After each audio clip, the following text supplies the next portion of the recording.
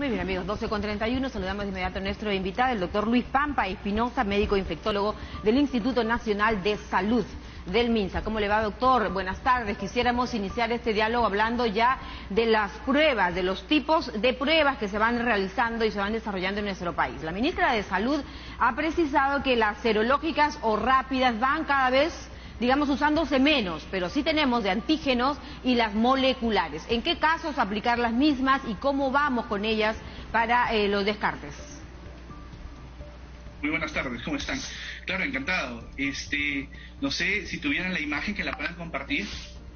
Vamos a pedirle inmediatamente a producción que... Sí, la que se refiere exactamente a la cantidad de casos positivos. Bueno, ahí tenemos la gráfica, explíquenos, por favor. La evolución de la enfermedad. Como vemos, es importante valorar los días de enfermedad en el paciente.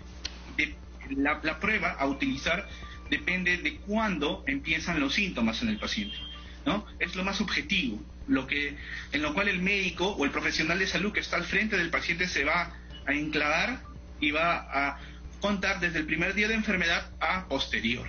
Entonces, nosotros tenemos una diversidad de pacientes y probablemente cuando un profesional de salud visite una familia, si esta familia tiene 7 miembros, cada miembro es un paciente diferente y probablemente cada miembro ha iniciado síntomas en un periodo diferente.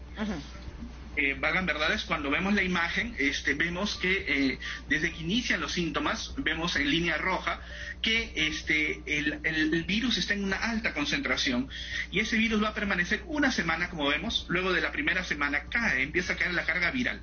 Entonces, lo más importante que cuando el médico evalúa a un paciente es que las pruebas moleculares y las pruebas antigénicas que detectan al virus reproducible van a ser utilizadas en la primera semana desde el inicio de síntomas. Ese es el mensaje más importante que debemos llevar a la comunidad.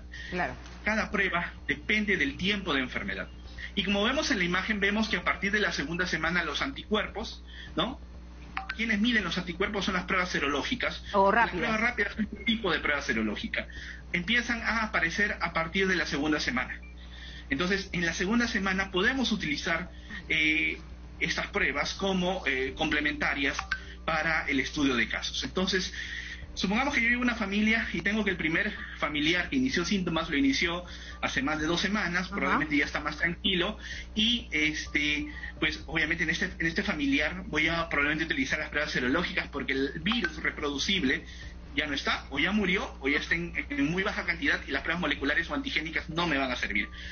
De repente, ayer inició un familiar síntomas dentro de esta familia. Entonces, como vemos, las pruebas antigénicas o las moleculares van a ser lo más importante en este familiar. Claro, doctor, lo que se ha quedado muy claro, por ejemplo, a lo largo de toda esta situación en el país y en el mundo es que las rápidas o serológicas nos van a permitir saber cómo están nuestros anticuerpos frente al virus. ¿En qué momento es conveniente hacer este tipo de pruebas, por ejemplo? La alerta sanitaria del CDC que fue emitida el año pasado, habla que a partir de la segunda semana vamos a poder utilizar estas pruebas, ¿no? Entonces, una familia es dinámica. En una familia podemos encontrar personas que han iniciado hace más de 2 semanas los síntomas o personas que han iniciado recién los síntomas. Entonces, ¿qué pruebas voy a utilizar? Depende del inicio de síntomas.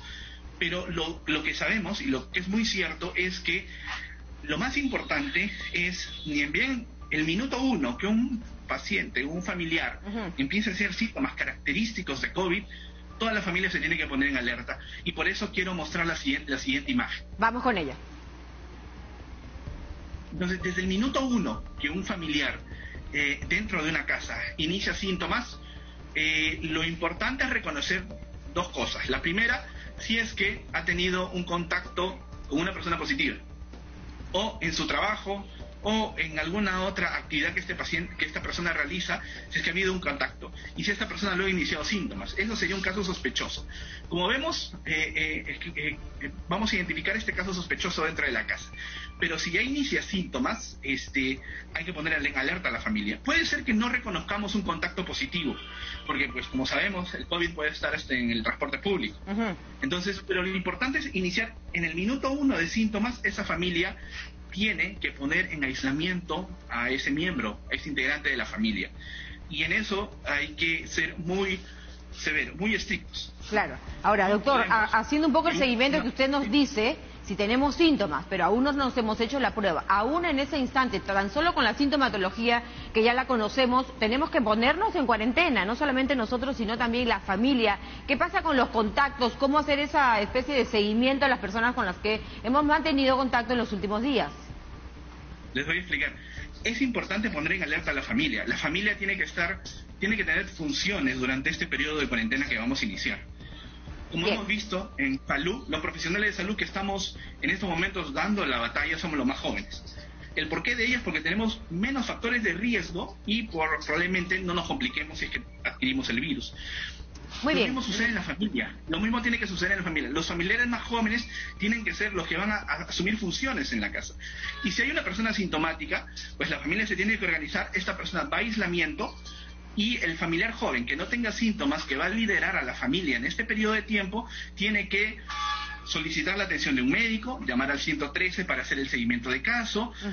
Cuando un profesional de salud venga a casa, puede ser en el mismo día o días posteriores, que haga la investigación respectiva dentro de la vivienda para saber quiénes podrían tener esta enfermedad. Y obviamente va a iniciar con la persona asintomática. La persona asintomática es lo más importante de estudiar. Perfecto. Y depende del tiempo de síntomas, qué pruebas utilizar. Y quizá lo diga de esa usted. manera se hacen los abordajes. Perfecto, quizá por la carga viral, ¿no es cierto? Recordemos que entre asintomáticos también pueden contagiar. Le queremos agradecer mucho a nuestro invitado por esta explicación que nos ha mostrado, además de todo, una reflexión importante. Si hay síntomas, no solo la persona que lo siente, sino su entorno en casa, también tendrán que ir a cuarentena. Nos vamos a la pausa, luego de agradecer a Luis Pampa Espinosa, médico infectólogo del Instituto Nacional de Salud del MINSA. Al volver